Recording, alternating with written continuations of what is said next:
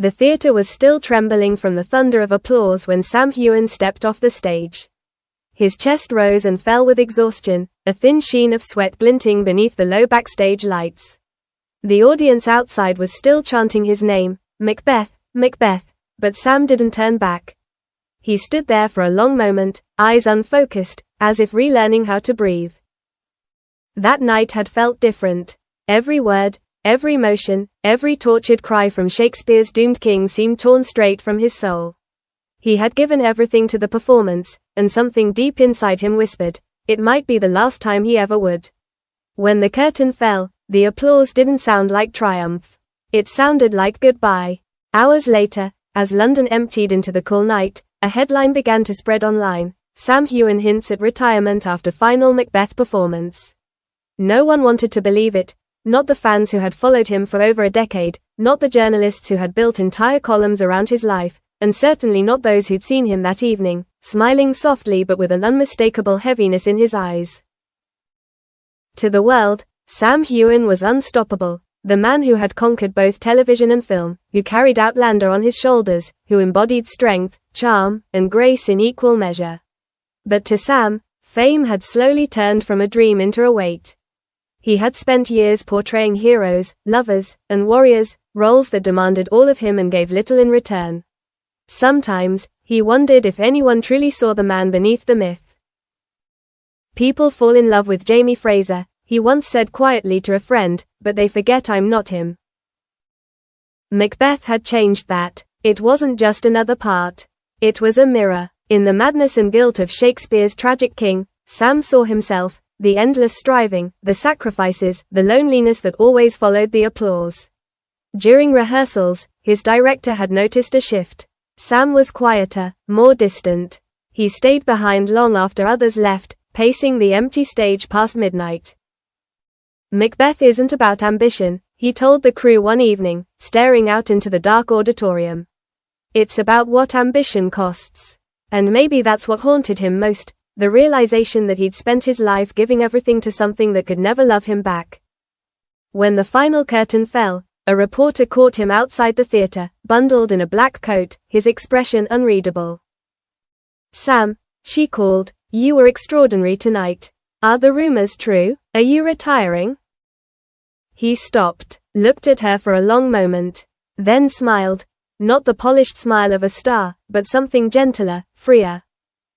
After Macbeth, he said, I think it's time. Acting's taken enough from me. It's time I give something back, to love. The words spread like wildfire. Within hours, every outlet in the world had the quote. Fans flooded social media in disbelief and heartbreak. Say it isn't true, one wrote. He can't leave us. Others called it poetic, the perfect final act from a man whose life had always played like a script. But for Sam, it wasn't theater. It was truth. Behind the velvet curtains, his closest friends found him alone in his dressing room, still in costume, staring into the mirror. On the counter lay a folded note, written in his neat, deliberate hand. It wasn't a farewell, it was a confession. For years, I've given myself to characters, to worlds that weren't mine. I've been loved by strangers and misunderstood by myself. Somewhere between fantasy and fame, I forgot how to live for something real. I don't want to die pretending. It ended with 3 words, it's time. Finally. That night, he slipped quietly out the back door, into the fog-drenched London streets. Cameras flashed from a distance, but he didn't flinch. For once, he owed no one an answer. As he walked away, from the theater, from Macbeth, from the noise that had defined his life, he felt something he hadn't felt in years, stillness. The kind that follows a storm, when the air feels heavy with the promise of something new. He didn't know where he was going. Maybe Scotland, maybe nowhere, but one thing was certain, Sam Heughan, who had lived under the lights for half his life, was finally ready to step into the dark. Not as an actor, as himself.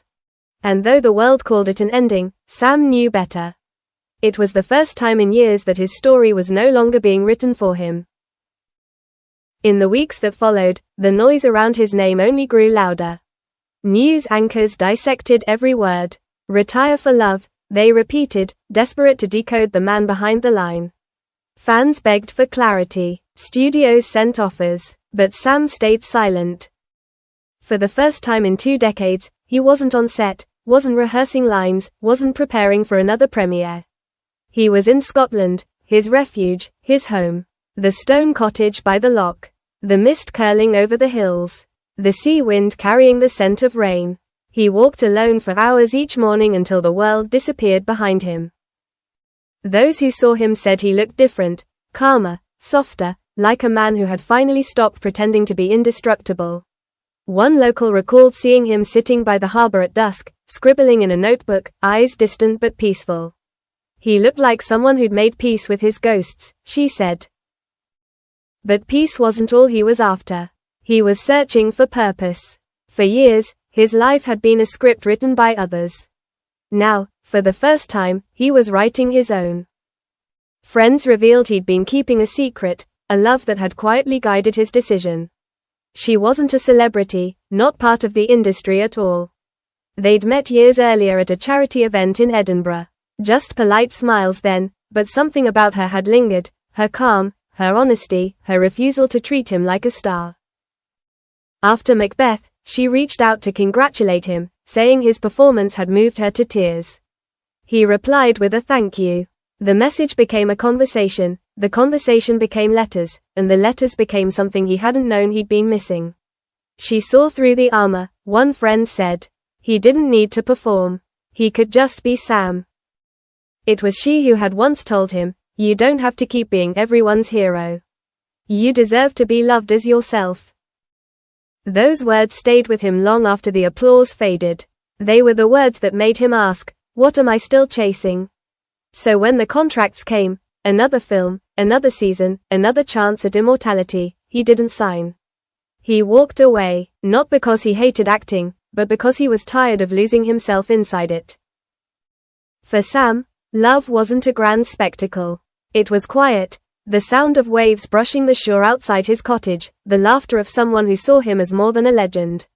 It was in the mornings he brewed coffee for two, in the way he stopped checking his phone during dinner, in the way he finally allowed himself to rest.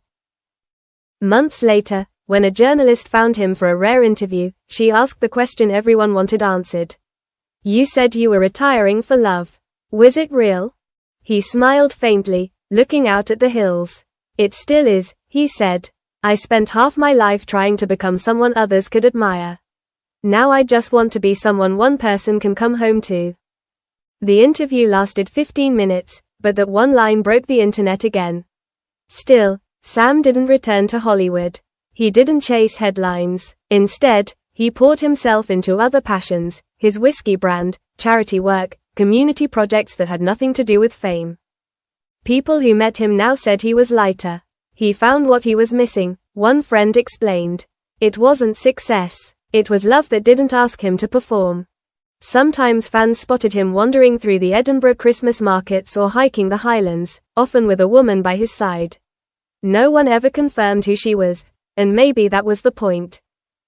Because Sam Heughan had finally learned that not every love story belongs to the world. Some are meant to be lived quietly, far from the noise. One winter night, sitting by the fire in his cottage, he opened a letter from a longtime fan thanking him for teaching her that strength isn't never stopping, but knowing when to walk away. He smiled, folded the letter, and whispered, "It was never about quitting. It was about choosing what matters." Outside, the loch shimmered beneath the moonlight. For the first time in years, Sam wasn't chasing a role, a dream, or an image. He was simply living, and somewhere between the stillness and the stars, love had found him. And for once, he didn't have to pretend it was real. Months passed, and the world slowly moved on. New headlines took over, new stars rose, but every now and then, a quiet whisper surfaced, a photograph, a rumor, a fleeting glimpse of him somewhere unexpected. A bookstore in Paris, a cafe in Prague, a quiet coastal road in New Zealand.